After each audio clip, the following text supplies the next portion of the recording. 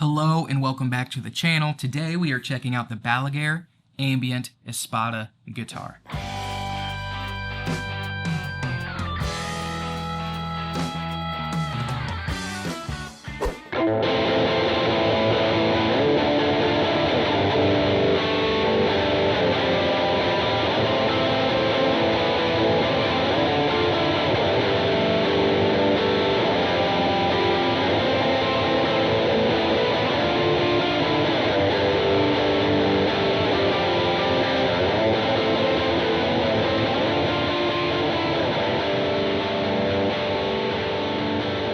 Before I dive into the guitar, I just want to first say thank you so much for watching this video. If you are new here, please make sure you subscribe to the channel. According to YouTube, most of the people who watch my videos are not subscribed, and that's pretty whack, so help me out and subscribe, please and thank you. Also, it's worth mentioning, if you like what you hear today, I just put out a video going over my brand new pedal board build. I will link that in the card of this video, and it'll also be in the description box of this video. So if you like what you're hearing, make sure you go and check out the full video going over my new pedal board build. So the guitar that I'm going over today is something that I usually would not gravitate towards. I typically like more classic designs. I typically go for things like Les Pauls, Telecasters, Stratocasters, anything in those kind of spheres.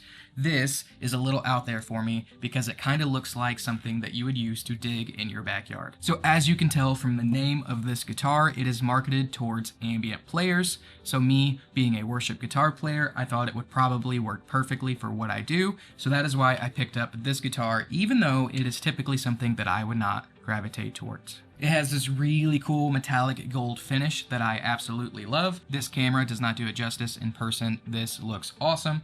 It also has this roasted maple satin neck, and if you are familiar with my channel or you've been around for a minute, you know that I'm a sucker for a satin neck. So let's go over all of the specs of this guitar, and then I'm going to let you hear the thing. So just like I previously mentioned, this is a gloss metallic gold finish, and it has a roasted maple satin finished neck. This guitar has a 25.5-inch scale length with an ebony fingerboard. This guitar also comes equipped with 22 stainless steel frets and a 3-ply black pickguard. It's also worth pointing out that this guitar is semi-hollow and it has an alder body. This Ambient Espada has a 6 inline headstock with locking tuners and a Graphtec nut. Not only that, but it has this vintage J-style tremolo. So as you can see, this is a dual humbucker guitar with one volume knob, one tone knob. The cool thing about it though is the tone knob is actually a push-pull coil split for these humbuckers. So not only do you get the fat richness from these evergreen humbuckers that have this cool foil cover to it, but you also can split the coils to get that single coil-esque sound.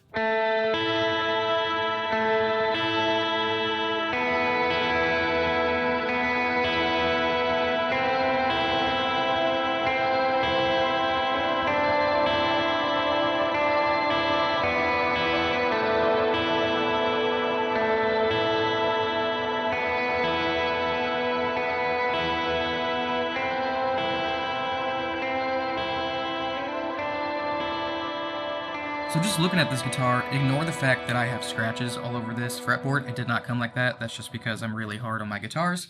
But the fit and finish of this thing is pretty spot on in every area. There's not been a single part of this guitar that I've noticed that I've been like, that needs to be addressed. The locking tuners are super solid. I don't see a specific name brand on them, but don't be discouraged. They are solid and they do exactly what you want your locking tuners to do. The Graphtec nut feels super solid. The tuners feel super solid. I've not noticed any tuning stability issues or playability issues.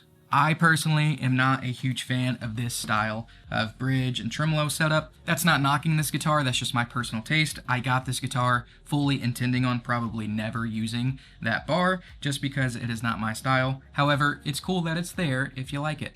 One of the very first things I noticed about this guitar when I played it for the first time is just how loud it is. It probably is to do with the semi-hollow nature in this F-hole, but I'll see if the camera can pick it up. This is not through any pedals, this is just the guitar. So on the side of the neck, it has this cream binding. One thing to point out is that the binding does not cover the edges of the frets like you would see on a Les Paul. The frets are on top of the binding. Luckily, I have not felt any sharp frets. There's nothing sticking out, so we are in business there. It's just aesthetically, Something to note is the frets are on top of the binding and not under the binding.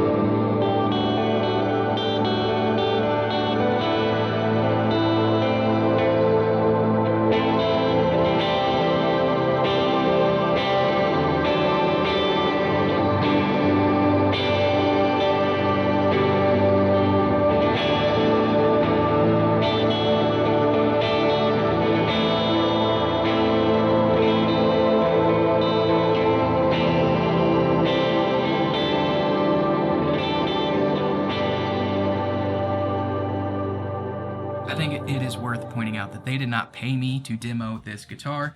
They did not tell me what to say. So that means that everything I say in this video, every opinion or thought that I have is completely my own, and I would say that it is worth pulling the trigger on one of these if you were looking. So overall, I would say that I am impressed with this guitar. It does everything I was looking for it to do. It checks that box in my guitar collection. So not only is it good for worship stuff, but it also has a bit of rock and roll to it, and I think it looks pretty cool. It's not something I would typically pick or go with, but because of that, it adds a new flavor to my guitars that I have not had before, so that's exciting.